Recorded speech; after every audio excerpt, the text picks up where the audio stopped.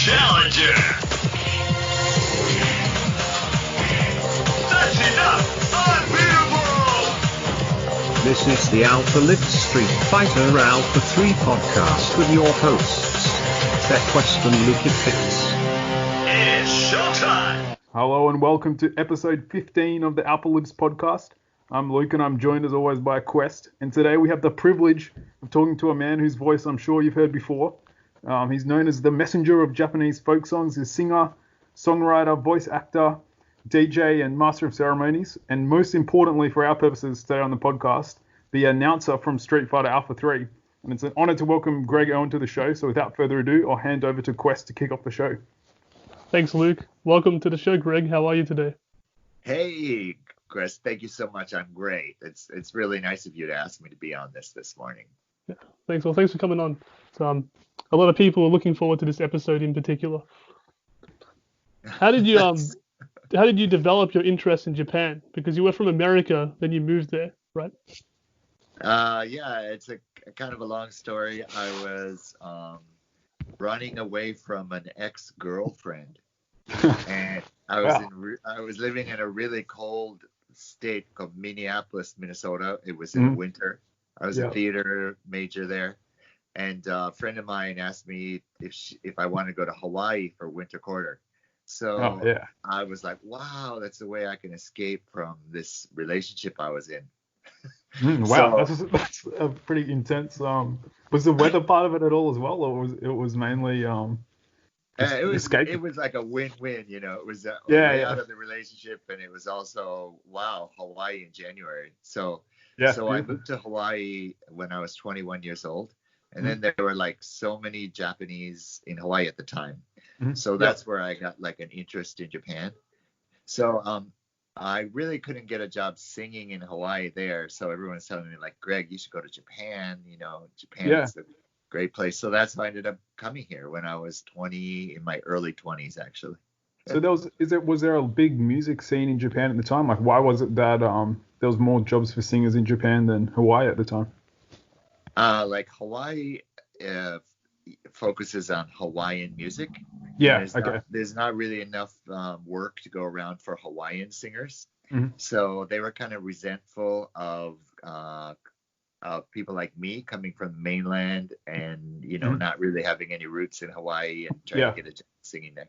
But whereas in Japan, they were like really open to American singers or even Aussie singers, any place from somewhere else. So there was like a lot more work available. So that's originally how I came here. You know, what kind of music? What repertoire did you have? What kind of songs are we talking about? Well, at that crooning, time, like I was singing like Country Roads. Oh yeah, true American. All these really stereotypical popular songs that the Japanese people knew. Yeah. Okay. And I didn't know anything like about voice acting at the time. I didn't realize that was a career or a job, or I didn't. So, and it was just really fortunate because I had been a DJ in Hawaii. And my landlord in Japan was like, hey, you should enter this DJ contest. So I entered that contest and I won the contest. And then that was the reason I got into voice acting. Okay, right. So when did you realize, like, growing up that your voice was something special, like it was different to other people, or it was something that only clicked kind of later on? Well, that's kind of you to say. I still don't know if my voice is something very special. I think it is. I think you have a beautiful, resonant voice. Wow, thank you. No studio here. We're just talking on the phone too. But yeah, sure. Yeah.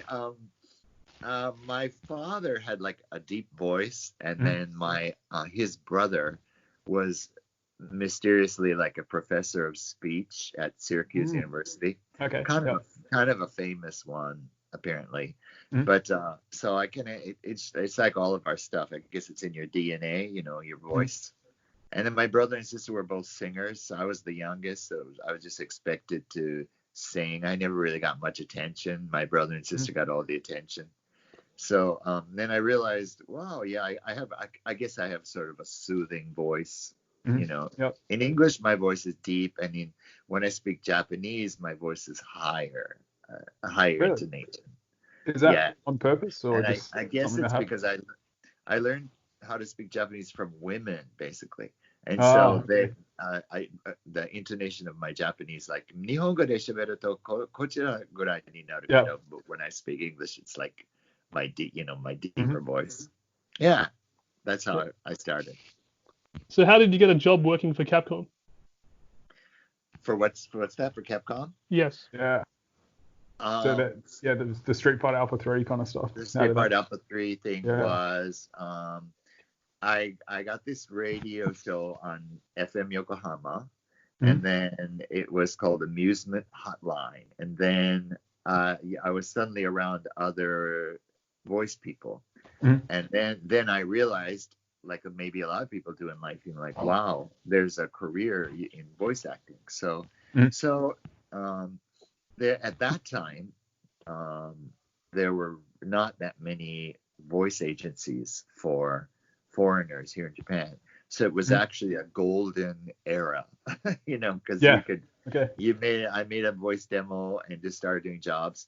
And then like the Street Fighter, that was all recorded in Japan. Now, now they're recording a lot in Los Angeles. Well, now with Corona, where nobody's going anywhere. Yeah. But so they're recording more outside of Japan now. So actually the jobs working on these voice games in Japan have really dried up now. There's not that many jobs like that. But in those days,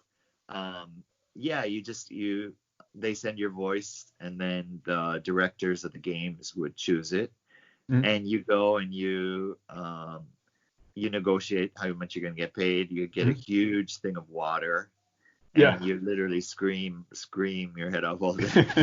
Is that do they do that at the Capcom offices or in like a recording studio somewhere, or how does that work? They do it in a very professional recording studio. Yeah. Yeah. Okay. Yeah. Is it weird shouting like some of the lines from Alpha 3, like "Nobody blink," "You have fists of God"? Is it like weird kind of shouting that stuff in a very professional recording studio? Actually, your voice sounds pretty good to me. Oh, really? Like, who comes up with those lines? Do they give them to you? They have like the script all written out, and then basically we're not like matching the voices usually. We're usually just like reading off all the lines in the studio, and then because it's Japan, there's sometimes limited English ability. Yeah. So sometimes literally we as voice actors in Japan, especially in those days, we'd also kind of correct the English. And then also they would ask me, Greg, can you just think of some lines yourself? Just make them up. Yeah. So you just kind of like make up lines as you go along, and the art of being a good voice actor is to please the director, basically, and the client. Okay. So they're sitting there, and you just have to give them what they want, and so you try to get as much information from them of what they want, and especially Japanese directors are usually not very. I mean, they're the Japanese people are kind of reserved. Yeah. So they're not. They won't tell you if you're bombing. Yeah, well, I mean, they just won't give. Often they won't give you that much information. So but you just kind of get as much information as you can, and then do it as much as you can until they're satisfied. And because I'm also a singer, sometimes it really hurts your voice. So you got to just if you drink water all the time while screaming, you're going to be fine. I don't know if I scream that much in Street Fighter, but some games I really scream, like dying scenes. They want you to die over and over again. Yeah. Like you're in the King of Fighters as well. I think there's another fighting game from that kind of era. Yeah, we'll get to that. But before that, were there any lines for Alpha 3 that were particularly difficult to get right? Actually, you're gonna have to remind me of those lines. All right. Like it's showtime. Nobody blink. Nobody blink. Face him straight. Triumph or die. Yeah, Triumph or die. That's a good one. Go for broke. Yeah, go for broke. Let's party. Go for broke. It all comes pretty natural to me, I guess. Yeah. Okay.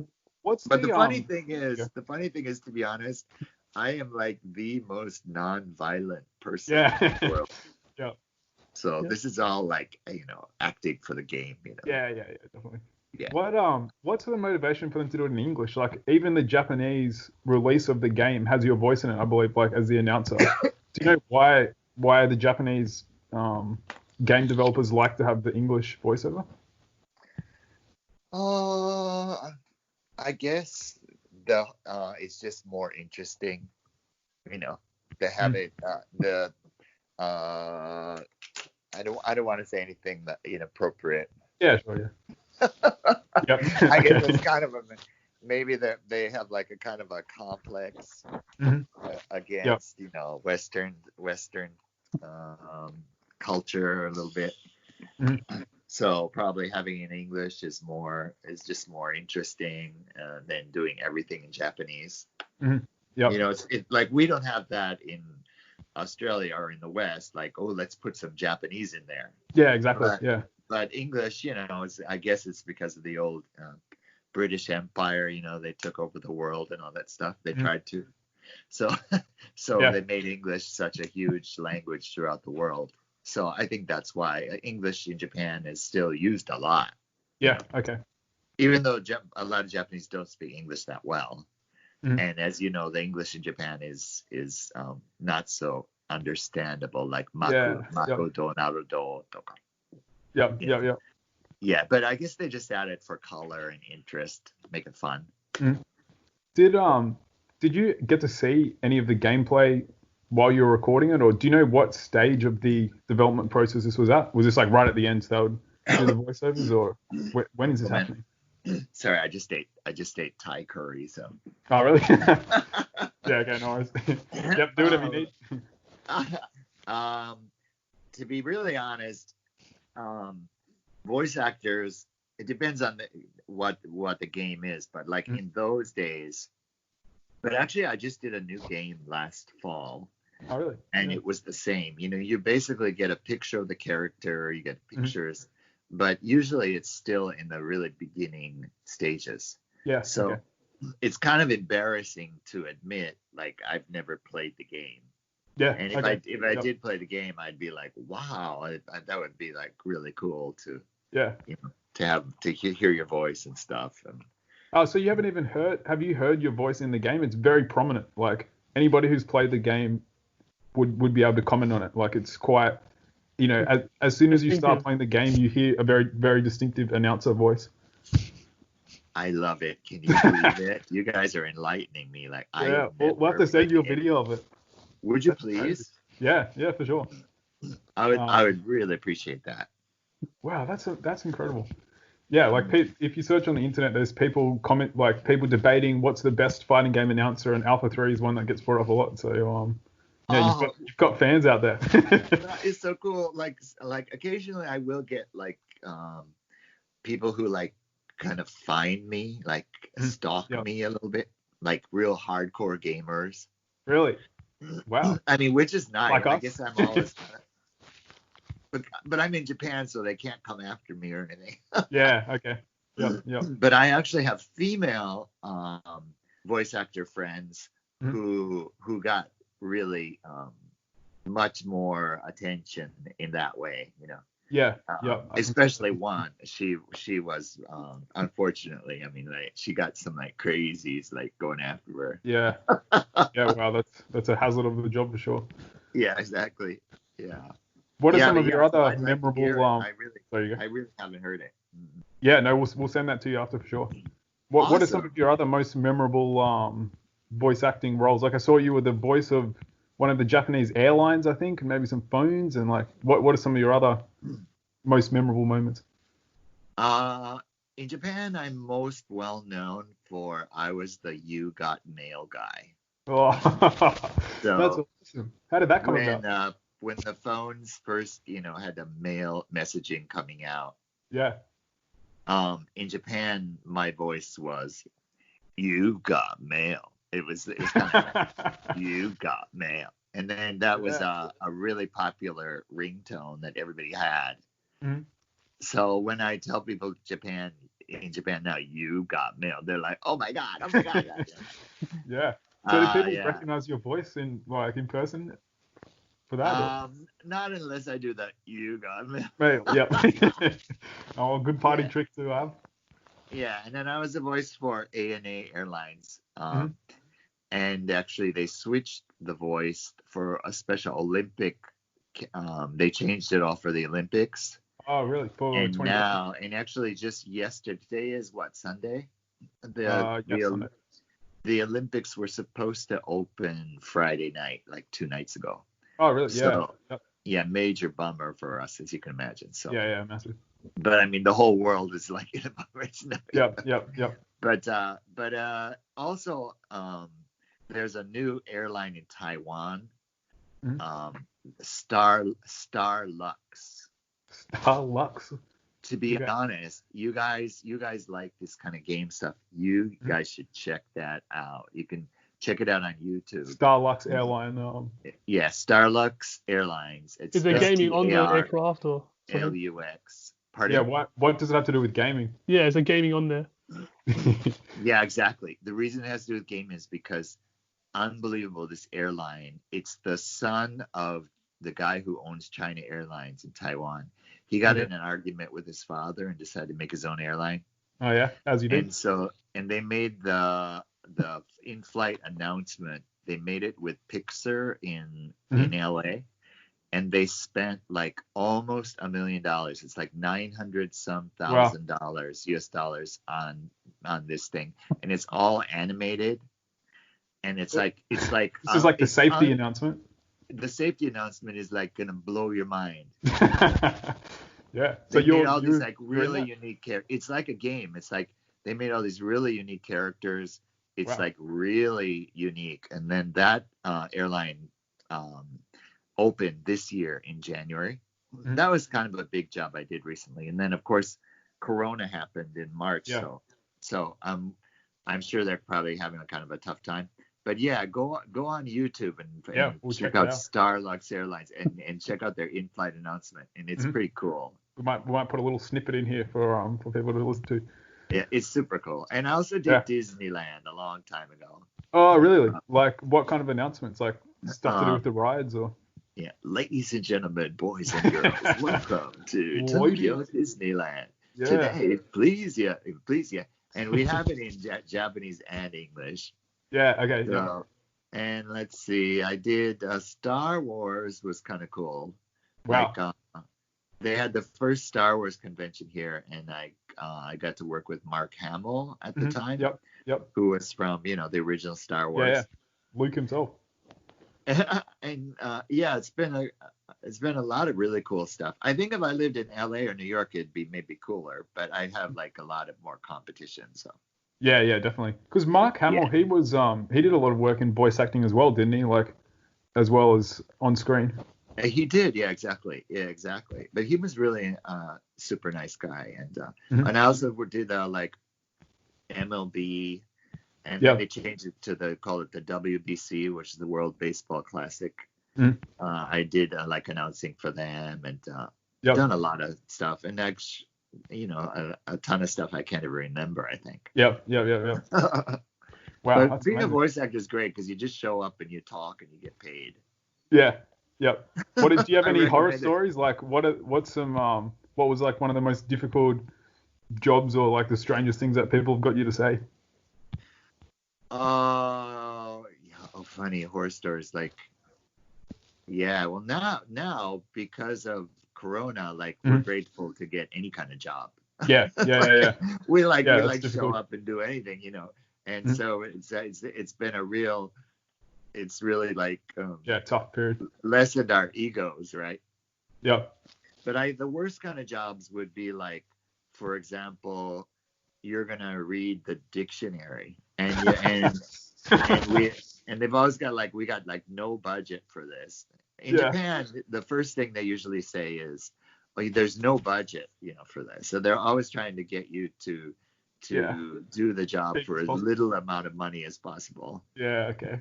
And then and I think one of my worst was that I was in this tiny little booth. I mean, you couldn't believe how small it was. I mean, Yeah. it's literally like standing, room only. And then they had no ventilation in there. Mhm. And so as soon as you close the door, literally it was like no air. Yeah. And just it was like an endless job where I was supposed to read like thousands and thousands of words. Man, Just is- words. Yeah. And that was pretty tough. Another time, I think back, I had food poisoning. I ate oysters. Mm. Yeah. And people, live oysters. Do you guys? Live. You're not. I mean, like, not. How do you call that? I mean, not heated oysters. What do you call those? Fresh oysters. Yeah. Have you guys? Can you eat those? Are you allergic to those? I have had them from time to time, but I'm not. I wouldn't say I'm a connoisseur of oysters. Yeah, I'm in the same boat as Luke on that one. Yeah. You guys should be careful of them because, like, Okay. Yeah. I had them in Japan, and people were like, Japan is totally safe, and they were laughing at me. And anyway, like, literally, I didn't die. Yeah. Good stuff. But you feel like you're gonna die.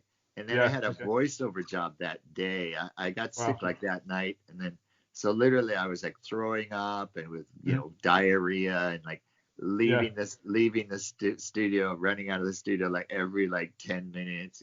Yeah. And the voice actress I was with, she thought I had a hangover, so she did Yeah. It was Anyway, like, oh, look at this American, this party animal. Yeah. Or another one would be like you get to the studio and you have some kind of script, and then the script is just awful. I mean, it's completely like someone who wrote it who has only like studied English for the 3rd grade, and they're writing about scientific stuff or something.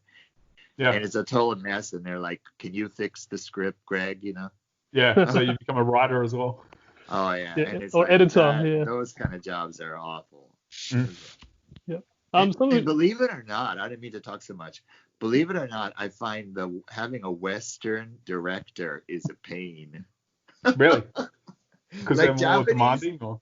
Yeah, Japanese are like totally cool and chill and stuff. But every once in a while, you get like an American or somebody who works for the company, and they feel like they have to like show their worth. Yeah, they got a point to So prove. they show up, and then there's they're like, I've had some experiences with them. I find Japan is awesome. People are just more chill here. Yep. I looked up some of your previous work, and you've done King of Fighters 12 in 2009. Do you remember doing that? Specific question. Yeah. Do you remember doing it? I'm a really honest person. So to be real honest, I don't remember. You don't remember? So also Shenmue and Bloody Roar. Do you remember those? Yeah, I remember Shenmue and Bloody Roar, but I don't remember any of the lines.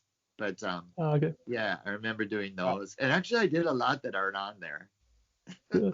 Yeah. Well, do you have any memories that stand out to you when it comes to Bloody Roar and Shenmue, like going to the studio or getting the gig? Well, for us, it's just a different experience than the people that play the game, Yeah. So for us, our memories are of this is maybe not a very interesting answer, but we had a really close knit group of voice actors in Japan. In fact, one is Ozzy, Donna Burke. Check her out. She's also done a ton of stuff. Okay. Yeah. And then we so in those days, like during that period, we were really a tight group of voice actors. We're really close. We really supported each other, and I think we weren't really that jealous of each other because there was a lot of work around. You could easily get like $1,000 a day in Japan doing voice acting in those days. Yeah. Right. Yeah. So it was like a really kind of a good gig. Mhm. And what happened to it was some of it's like social media. Which I'm really into Facebook and stuff like that. With too much. My partner thinks I'm like way too addicted to it. Well, if it gets you jobs, I guess. Yeah. Well, what happened was, as you know, that's the phenomenon with everywhere. Now you just like look at people's pictures and like them. And if you call somebody, it's like, why would you call somebody? You text somebody. Yeah. So as a result, that's the thing I remember. It's like now we don't have that close knit voice actor group, like going to do like Shenmue or just doing those kind of jobs. We'd have a really, good memories. We'd do the job. We'd go out afterwards. We had a really good time. Now everybody's like in their own little world. Yeah. And voice actors aren't, and there's not as much work because a lot of the work has moved out of Japan. So there's a little bit more of a competitive feeling. I feel that way. Maybe some other voice actor might not feel that way, but yeah, sure. So that was a memory. It was a really a good time. It was a really good period in Japan for voice actors. What advice would you have for some, young up and coming person who wants to become a voice actor? Is it harder to get into now than it was, or? Yeah. But I hate being negative because being negative, sure. There's nothing that's gonna bring you anything positive if you're negative about stuff. And so, I mean, I would just suggest do what I did. Like when I started, people told me you just need to. This sounds really dumb, maybe, but it's true. Like find a voice actor you like, or find a newscaster you like, and we used to literally like videotape them, and then repeat what they say. Yeah. Okay. So you're copying just the little little tricks or little intonations that they use. Yeah. So just start out like copying, and then and that's the way you learn, like to speak, properly. And then there's little things like a P. Like some young voice actors, they call it pop your P's. Yep.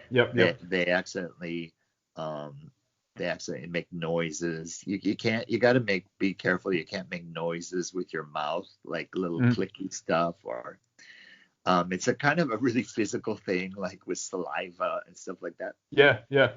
But I would just suggest listen to other people and try, and then you should make a really good voice demo. It's going to cost a little bit of money, and make a professional sounding voice demo with as much of things on it. And now there's stuff online. You can just literally upload online, and you can, if you want to invest, make a little home recording studio and then try to get jobs wherever you are.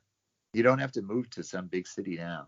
Yeah, and I guess that's the benefit of the internet, is that it allows somebody in Sydney or in Tokyo or whatever to work on jobs everywhere.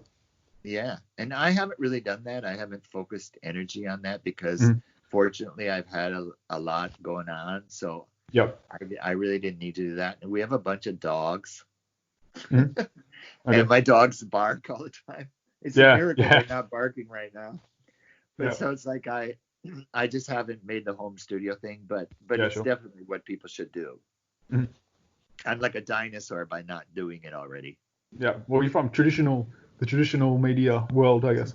I guess so. I mean, I've even got some of the stuff, the mics and stuff. I just haven't done it. So, but that's what I would suggest to people. Do it yourself, Yeah, right.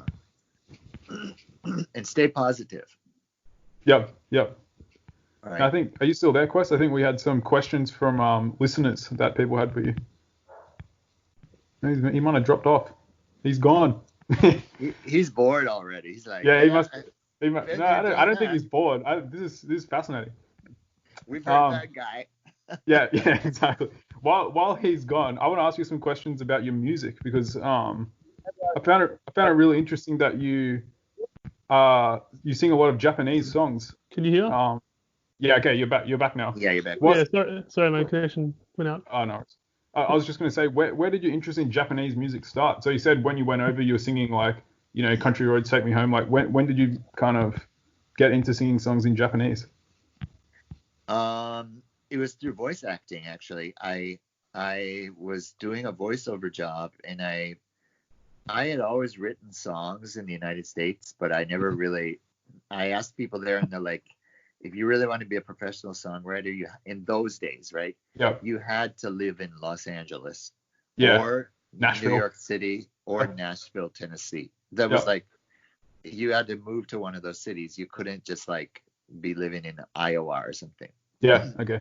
So I basically never was able to pursue that. And then I met a singer here. It's a long story, but and I went to Nashville, Tennessee with him. This Japanese guy takes me to an American city to show me around, you know. Okay. Yeah, interesting. So it sounds like a sitcom or something. Yeah. But in those days, like Nashville was like really booming with songwriters. Yeah. It was really open. Well, I mean, who's the famous Aussie Keith country Urban. singer? Keith Urban. Urban. Yeah. I mean, like Keith Urban. So, you know, and so I went there, and some people listen to my songs and like, you're like, you know, you could totally write popular songs. Yeah. Okay. But What were you writing in a country kind of style or folk, or what kind of things Not were at you all. into? Just kind of like pop songs. It's Yeah, just right. This guy just happened to have lived in Nashville and was familiar with the music industry. So he was like, you can totally write, you know, professional songs. So Greg, this is like, you know, you should move to LA. You got to move to LA. Okay. So actually I went to LA a few times, and like I lived in Hawaii, right, in my 20s. So I just never had an affection for LA. Yeah. It's like, okay.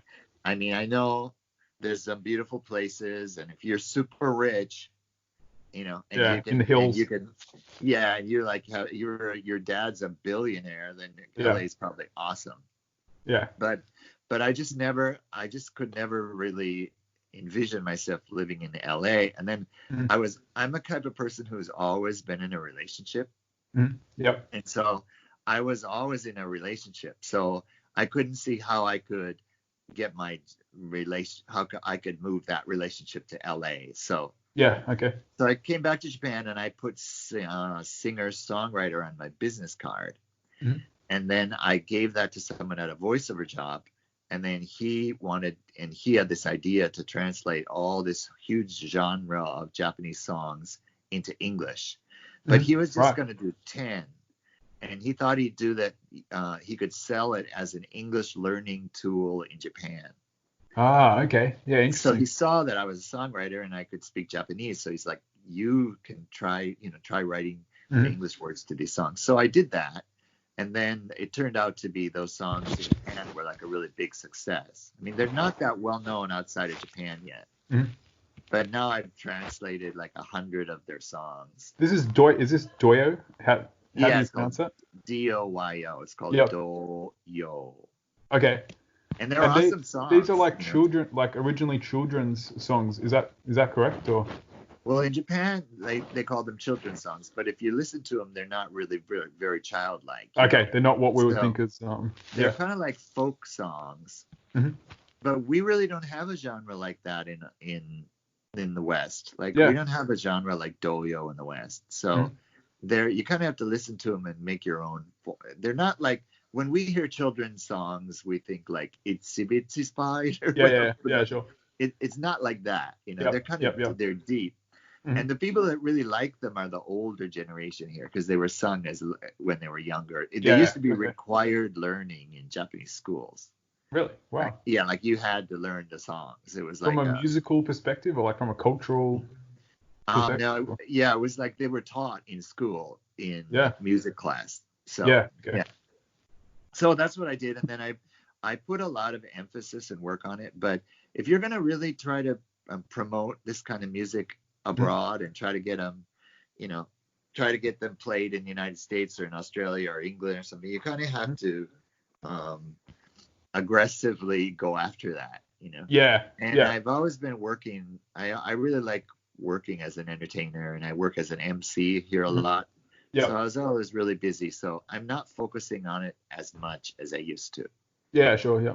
Yeah, but I'm still a singer, and those are still great songs. Yeah. What's some of your favorite gigs as a singer that you've done? Wow, my favorite gigs as a singer. I'd have to say pretty much. This sounds corny, but pretty much all my favorite gigs as a singer. This is a kind of I love singing and I love connecting with the audience. Yeah. And I have a friend who taught me years ago, love your audience. He's like, that's the biggest thing a performer can learn is to love their audience. And so I always think of that before I go on stage or something. Like I really like love everybody in the audience, and somehow that kind of translates to the audience, and then you get this really awesome feeling. And I guess that connection. And one of the things, like Sydney, like I was so blessed, like because those songs that I sing are really liked by the older people. And so I worked on the Japanese. Japan only has 3 cruise ships. They've got 3 cruise ships. lines. 3. Yeah. Okay. They got 3 cruise lines. Okay. Okay. Right. Ones. Yeah. Yeah. But so the one cool thing was like I got to go around the world. The first time I wanted to do that. So, and I was able to take 3 months off. Now I couldn't do that, but. And then like we went to the pyramids, and we got to the pyramids. Actually, I've been to the pyramids. I'm not bragging. It's true. I went like 3 times because I was on the ship. But I think it was like the 3rd time I went to the pyramids. We got there and they were closed. The pyramids were closed. Yeah. Well, actually, they didn't close the pyramid. I didn't know that. Yeah, I didn't know that either. They just put a lock on the door. Yeah. That's too funny. No, actually, what I meant was the room inside the big pyramid. Yeah. Like you have to go through this tunnel, and then it's really kind of hard to get to. You have to crawl almost. Wow. And then it's really small. I mean, it's okay for a small person, but like I'm 6'1", so and you almost crawl through this long tunnel. It takes like about 20 minutes maybe. And then you get to this room where the tomb was. Yeah, okay. The tomb room. So I was like, so anyway, that was closed. I'm sorry. Yeah. No, easy. So we were like, come on. Our tour guide was really, those, again, I'm being really sensitive. Yeah. He was a very strong Egyptian guy. Okay. Yep. Okay. So, and we're like, when are we going to be at the pyramids again? We don't know, right? So we got to get that's your one chance to get into the tomb. Yeah, we got to get into the tomb. Come on, you don't get in the tomb. And anyway, he convinced them to open up that and let us in the tomb. Yeah, okay. So anyway, we get in there and we get into the tomb, and my agent from the cruise ship was like, Greg, sing. Sing in the tomb. Well, what a location to sing in a 1,000-year-old pyramid. Yeah, but this is a true story. So it's like, so I sang this Japanese song called Akatombo, Red Dragonflies. Dragonflies as red as sunset back when I was young. It's a really cool song. Please check it out on YouTube. Yeah, sure, yeah. It's called Dragonflies. But anyway, it was this kind of like eerie experience, right? Mm-hmm. So the reason that was so cool was I was watching this interview one time, Beyonce, like an interview with Beyonce. And they asked her, like, what was your coolest singing experience as a singer? Which, like, you just asked me, right? Yeah, exactly. And she's like, well, I'd have to say I went to Egypt. Yeah. I swear to God, that was her answer. Yeah. Like I got to go in the big tomb, and I was in the tomb, and I sang in the tomb of the pyramid, and that's my coolest experience singing. And I was like, wow, man. You're in good company. You're in great company. My life has not been so bad as I thought. Yeah, exactly. That's it. Sharing experiences. So you should never compare yourself to people. I mean, you never know. I mean, you think people are super famous and, like on her level are going to be like give you some crazy answer. But that was just really, really made me feel good. I felt like, wow, Japan's been so good to me. Yeah. Wow. That's a great story. We have some questions from our listeners. Mm-hmm. The first question is from November Golf. And his question is, did Greg have to get into a sort of character mindset before doing the dialogue for the Alpha 3 voice? Yeah. I mean, exactly. You just you listen to the director, you have them exactly what they want, you explain about the character. And I was a theater major, so that's the kind of mindset. And I just and when I read the lines, I guess they liked it, and I'm so honored that people are still liking it and are interested We still. gotta send you some videos. This is crazy. I thought you'll be more aware of the kind of ongoing legacy, I guess. But yeah. No, I wasn't. So yeah, I really appreciate it. Okay, no, that's cool. So do you do much live theater? Well, sorry, Like- before we go into Okay, that, we've got a few more questions from the listeners. Okay, Um, Gold Card Jack, his question is, were there any references or inspirations you have used to play an announcer voice or a voice from another game that you did? Any Like- references I've used? Well, like for me, like I guess I would just say growing up, I grew up in the United States. Mm. My father used to be a big band singer. My father was Oh, 24 years. He was 4 years older than my mother. Okay, yeah. So I grew up with my dad was kind of like a grandpa. Yeah, right. He Okay, got my interesting. mother pregnant, you know. In a big band type scenario, like on the road. Or... Yeah, he used to sing in big bands with a megaphone. I mean, it's like because he was so much older than my mother. So, Yeah. so I grew up like hearing those kind of voices, those kind Mm-hmm. of announcers, that kind of that kind of now it's even old fashioned. And now, Like I actually I did a voice for the World Heritage TV program in Japan, Mhm. which is sponsored by Canon, and all I say is. This program was brought to you by Canon. yeah. Okay, but actually you get pretty decent money for that. Yeah. Well, you would if you sound like that. Like, that was pretty good. Yeah. Oh, you're too nice. But anyway, the director's like, no, it's too announcery sounding. So Oh, really? It's gonna be casual. so say it like, this program was brought to you by Canon. I mean, it was like you have to say it like a million times. Yeah. Yeah. But and also I'm like a Broadway guy. Like I Mm-hmm. really love New York and Broadway and that kind of stuff. So probably I was influenced by those kind of people. Yep. Our next question is from Drelro. His question is, what is your favorite ice cream flavor? That is hysterical. It used to, when I was a little kid, it used to be butter brickle. Butter brickle. Wow. Never heard of that. Did not expect to hear that. Yeah. Do you remember what that is? No. What is that? Is that like butterscotch or something? Yeah, it's probably a little bit like butterscotch. They called it butter brickle. But now it's probably like peppermint mint. Mhm. Yeah, Oh, peppermint. Okay. Yep. peppermint. Yeah. Okay. That's a good question. Yep. Interesting. Next question is from Dream Station 64. Oh, I was He's gonna say quite- peppermint chocolate. Peppermint chocolate. Okay. Yeah. You gotta okay, be yeah. specific. Don't want any confusion. Yeah, you can't get that one wrong. Yes. He asked, were you the announcer for Tech Romancer or Kikyo? Or Kikaio? Do you remember those games at all? I really should have my manager sitting with me. That's all Yeah. right. You might Screwing up. like you might be in it or you might not be in it at all. He was unsure. He's probably wrong. He's probably just I don't great. remember actually. Go man. All right. I really don't remember. I'm sorry. Yeah, no Yeah, worries. that's okay. The Big Core, he says, does he do the announcer voice during his everyday life?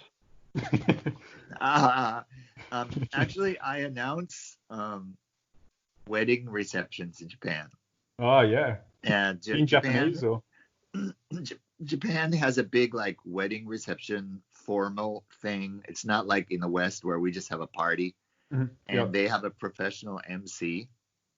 Wow. So I'm doing that. I'm doing ladies and gentlemen, please welcome the bride and the groom. Yeah. Yeah. That's awesome. So in that sense, I'm doing that on the weekends. Yeah. Okay. Yeah, I like doing it because it's such a happy thing, Yeah. Have you done Well- any Japanese TV? I feel like that voice is often you see it in Japanese TV shows as well.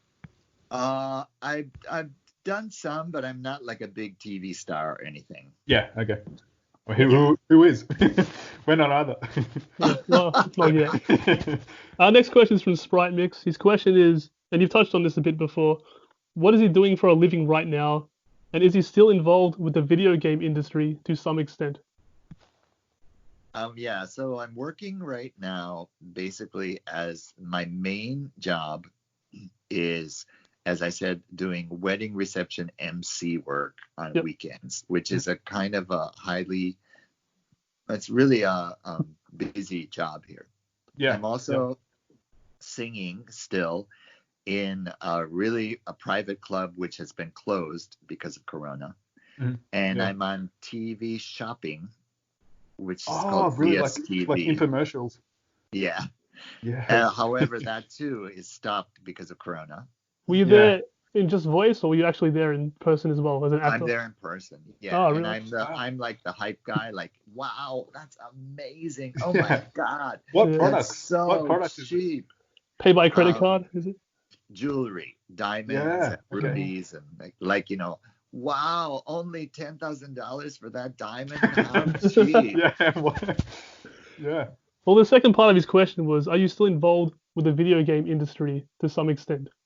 Yeah. So as I just said, actually, look it's already August, and oh no, it's not August, it's July. But I mean it's close to August. Yeah, we're basically August. But basically, I mean, like I did a new game. I wish I had the name. I did a new game I think it was December. Okay. Yep. And then, it's weird because the Corona thing started like the end of February here. Mm-hmm. So basically our work is just like, stopped. I mean, I did get a few voiceover jobs last month, but we're still, I don't mean to give the bummer Corona talk. Yeah, no, that's fine. Everyone's going through it in their own way. It's the truth. The whole world, everybody's kind of like hanging in there. But exactly. Japan has been very good to us. They have given, Japan gives a lump sum of money to freelancers. This unheard of. I know you're not getting it in America or Australia. No, so I'm totally in love with this country right now. Yeah, the good social order carries on even in coronavirus. No crime. Yeah. We have a request from. Oh, sorry. Continue. No crazy Aussies. I'm teasing. No crazy Yanks either. No crazy Americans. Well, a few. No. Yeah, sorry. Go on, Quest. Yeah, we have a request from Top Hat Gaming Man. He runs a YouTube channel. He has over 70,000 subscribers, but he really likes your announcing. And he said, I would love it if you could get the Street Fighter Alpha 3 announcer to say for me, you are watching Top Hat Gaming Man, you win, in an announcer voice. What is it? You are watching Top Hat Gaming Man, you win.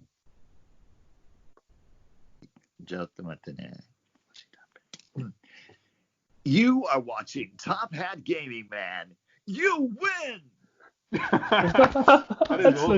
That was Street Fighter Alpha 3 right there. I could hear it. I could hear it come out in your voice. That was great. That's awesome. We had our own request for your voice, if you're okay with that. Sure. Okay. The first one is just a line from the actual game. It's showtime. Right. This is the classic. Okay. I'll give you like what I would do normally, okay? I would give him like 5 versions. Oh, interesting. It's showtime! That's close. It's showtime! It's showtime! It's showtime!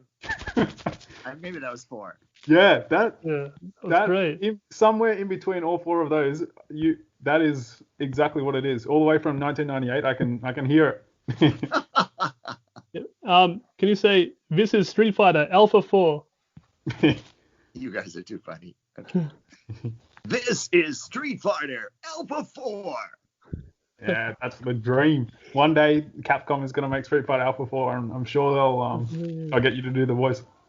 Can you do You Can't Handle the Truth? You guys are funny. You can't handle the truth.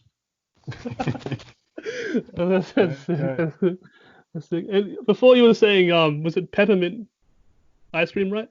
That you liked? Yeah, peppermint chocolate. Can you say the best ice cream is peppermint chocolate? The best ice cream is peppermint chocolate. You've definitely got that. I feel like your go-to is a very enthusiastic, like bright kind of voice. Is that mostly what you gravitate towards?